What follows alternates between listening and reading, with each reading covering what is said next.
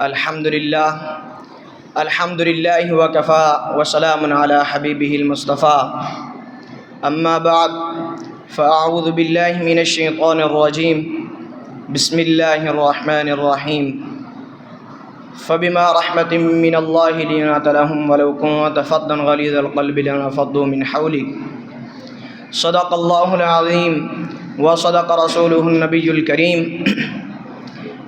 ان اللہ وملائکتہ یصلون علی النبی یا ایہا الذین آمنوا صلوا علیہ وسلموا تسلیما۔ بارگاہ رسالت مآب صلی اللہ علیہ وسلم میں درود پاک کا ہدیہ پیش کریں۔ اللہم صلی علی سیدنا و مولانا محمد معدن الجود والکرم واصحابہ الکریم وابنہ الکریم صلاۃ دائمۃ سرمدا ابدا۔ عزیزان گرامی وقار، میں جس موضوع پر بات کرنا چاہتا ہوں، میرے چھوٹے بھائی سرفراز صاحب اس پہ تھوڑی سی بات کی ہے، میں اسی کی تشریح کرنا چاہوں گا تھوڑی سی۔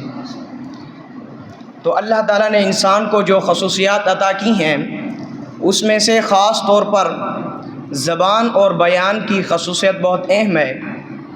شیخ سعدی رحمۃ اللہ علیہ فرماتے ہیں تا مرد سخن نگفتہ باشد ایب و ہنرش نگفتہ باشد، کہ آدمی جب تک بات نہیں کرتا اس کی اچھائی بھی چھپی رہتی ہے اور اس کی برائی بھی چھپی رہتی ہے۔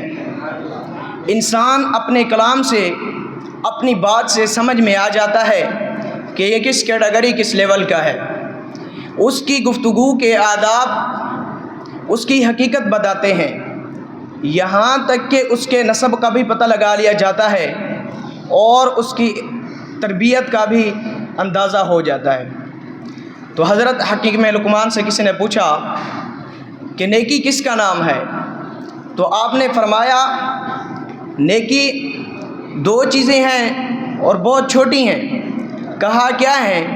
تو آپ نے فرمایا وہ دو چیزیں جو ہیں بہت چھوٹی، کہ جب تم کسی سے ملاقات کرو، یعنی اپنے لوگوں سے، اپنے رشتہ داروں، اپنے بھائیوں سے ملاقات کرو، اس ملاقات میں لوگوں سے مسکرانا اور نرم گفتگو کرنا، یہ ساری نیکیوں کی جڑ ہے۔ نرم گفتگو کرنا اور لوگوں سے خندہ پیشانی کے ساتھ مسکرا کر ملاقات کرنا، یہ ساری نیکیوں کی جڑ ہے۔ تو میرے عزیزو، یہ دو چیزیں بناوٹی تو بہت سارے لوگوں کے ساتھ آ سکتی ہیں، اخلاق تصنع جس کو کہتے ہیں، تکلف کے ساتھ تو بہت سارے لوگوں کے ساتھ آ سکتا ہے، لیکن حقیقت میں جب انسان کے اندر یہ چیز ظاہر ہونی چاہیے، اس کا کب پتہ چلتا ہے؟ تو اس وقت مولا علی کرم اللہ وجہہ ارشاد فرماتے ہیں کہ اگر کسی انسان کو حقیقت میں دیکھنا ہو تو اس کو غصے کی حالت میں دیکھو، کہ وہ اپنے آپ میں سے باہر ہوتا ہے یا اپنے مزاج کے خلاف کس طرح سے بات کو سن کر کے تحمل رکھتا ہے۔ تو انسان طاقتور، سب سے زیادہ بڑا بہادر اور طاقتور انسان وہ ہوتا ہے جو اپنے غصے پر قابو پا لے اور اپنی زبان کو کنٹرول کر لے۔ تو آئے میں حضور کریم صلی اللہ علیہ وسلم کے اخلاق کریمہ کے بارے میں بتاؤں، جس حضور کریم صلی اللہ علیہ وسلم کے اخلاق کریمہ کے بارے میں قرآن مجید فرماتا ہے فَبِمَا رَحْمَةٍ مِّنَ اللَّهِ لِنَتَ لَهُمْ، کہ اللہ کی رحمت سے حضور کریم صلی اللہ علیہ وسلم لوگوں کے لیے نرم دل ہیں۔ اور آگے اللہ تعالیٰ نے ارشاد فرمایا وَلَوْ كُنْتَ فَظًّا غَلِيظَ الْقَلْبِ لَانفَضُّوا مِنْ حَوْلِكَ، اے حبیب اگر آپ سخت دل ہو جائیں تو یہ لوگ آپ کو چھوڑ جائیں گے، آپ سے دور ہو جائیں گے۔